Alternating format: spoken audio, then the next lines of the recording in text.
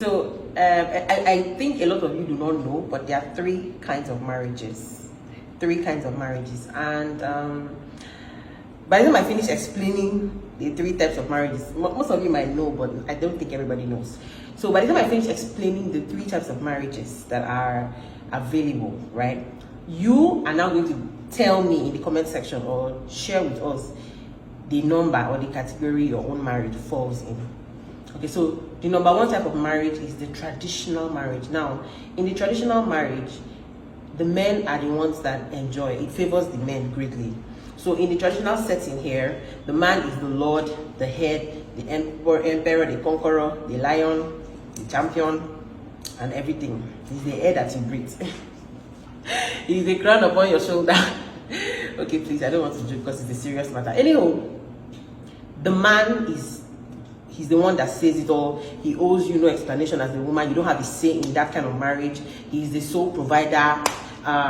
He does not tell you things.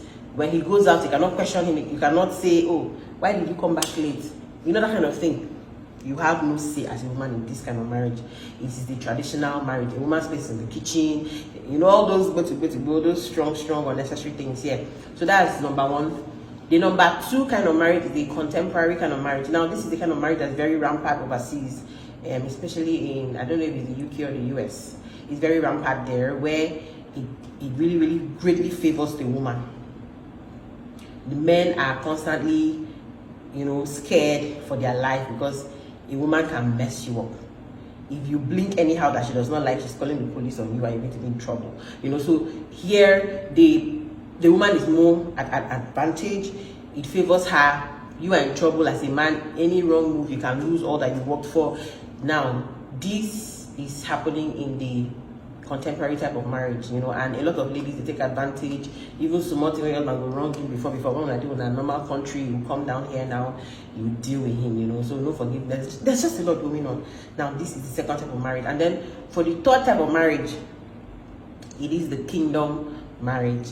And the kingdom marriage is marriage that is designed by God. And there's something that people don't understand. When something is designed, when someone designs something, you need to follow the manual for that thing that he designed to work properly.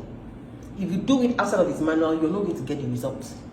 So the kingdom marriage now, the husband and the wife, they both benefit. Two of them have advantage. It is the both of them that will enjoy it together. But then, these things don't happen by magic. There is a manual for you to follow. And if you don't follow the manual, it will work. You will not enjoy the way that you want to enjoy. So the very first thing that you should note in this kind of marriage is that, by biblical standard, God's way is that a man and a woman shall come together to do what? To marry. So it has to do with a man and a woman, not a man and a man, not a woman and a woman. Don't know if you understand. And then as a man and a woman are coming together, it is also very important. In fact, if you know this particular verse of the Bible I'm talking from, you will note that the next line afterward was that a man shall leave his family and cleave unto his wife. Now, there's something I want to clear your mind on. When they said a man, remember the Bible can also call a man and a woman a man. Sometimes it calls men and women man. There's some context. But in this context, it was particularly speaking to the male gender, the man, because it did not say a man shall leave. It did not end there. It said a man shall leave his family, his mother and his father, and shall cleave unto who? His wife. So the wife states, of course, the female gender. So this is a problem that a lot of marriages that would normally have fun, that would normally have been blessed, are going through. When you are entering the God's kind of marriage, you must throw away the traditional mindset. You must throw away the contemporary mindset. And you must remain in the kingdom mindset. You will live. You know why? There's something I just want to open your eye to today so that you will understand why there's a suffering that you're suffering that's very unnecessary. God was particular when he said a man shall live, because there is a bond between a man and most especially his mother. don't know if you understand. Men, they struggle with attachment. Men don't really have emotional value for people. They don't really like to be emotional. They don't really like to get attached.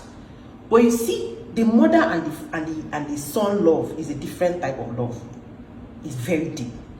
Now, because men are not used to opening themselves up like that. Now, this woman that has loved them unconditionally is who they want to hang on to. But for your marriage to succeed properly, you need to live emotionally and cleave properly to your wife. So when you're living, this now makes your wife, your family, priority.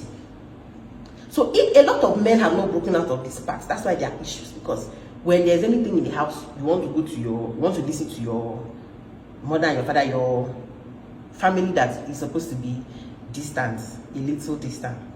They are not your immediate family. I don't know if you understand. So, live to cleave, very important. A woman does not have issues with. See, if you notice very well, the Bible is God is very wise, and He always opens our eyes. He's saying, men live and cleave, because it's going to be difficult for a man to live the love that is unconditional, the love that he's so sure of, to love another person that he does not know if the person can love him like his mother. But you just have to take a risk, because that's how it's meant to be. You have to live. But for women, the Bible did not tell them to live to cleave, because God knows that we as women don't have an issue moving on. In fact, before we get to a particular stage, we are already ready to leave our houses, because we are now ready for marriage. In fact, we are the ones praying, we are looking for, we want it. I don't know if you understand. So God knew that we getting emotionally detangled from our parents is not difficult. We get to a stage, we do that normally. But for you men, it's hard. That's why the Bible says, men live. Remember, the Bible says women should honor their husbands, because he knew that it was going to be a difficulty. Then he now said men should love their wife, because he knew that men and love, throwing their emotions freely into something they are not so sure of, is a problem for them. So you see, God is so wise. If we can just follow the principles that He laid down for marriage, each person do their own 100%, we'll have a very good, wonderful record of marriages. But the problem we have is everybody wants to be wise in their own eyes. You understand? There's that fear. We don't want to follow the way of God, but we want the result that comes with the way of God. How can we have it? So which category of marriage do you fall under? Are we going to do better? Men. Men. If you just want to, this thing I'm talking about, if people want to see for real, if I'm really lying or not, just create a post and just write there and say, men, your wife comes for your mother. And I will see something. But that's the truth.